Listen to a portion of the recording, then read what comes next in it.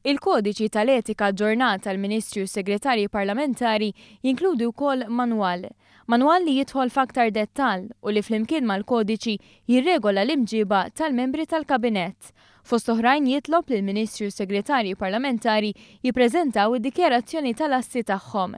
Tkellem dwar dan is-Segretarju Permanenti Ewlieni Mario Kutajjar f'konferenza tal-aħbarijiet. Allura kellna nagħmlu manwal għalih, għamilna manwal bil-proċeduri kollha, bir-regolamenti kollha, id-dettaljati ħafna, anki inkluż li mġiba fil-kabinett, l-attendenzi, eċetera, eċetera.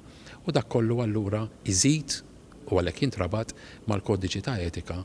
Mario Kutajjar tkellem ukoll dwar l-artiklu li jippermetti Ministri u Segretarji Parlamentari li jaħdmu fil-privat.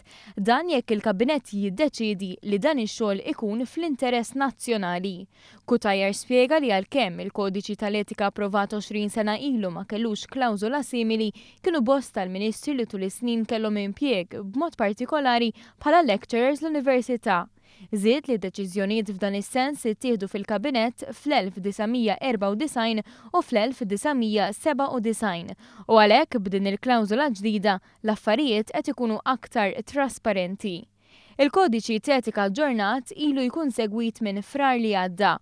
Fuq kollox dan il-kodiċi huwa bbażat aktar fuq prinċipji u valuri. Jikkonċentra ferm iktar fuq kontabilità, jikkonċentra ferm iktar fuq trasparenza, jikkonċentra ferm iktar fuq governanza u kif għandhom isiru dawn l-affarijiet.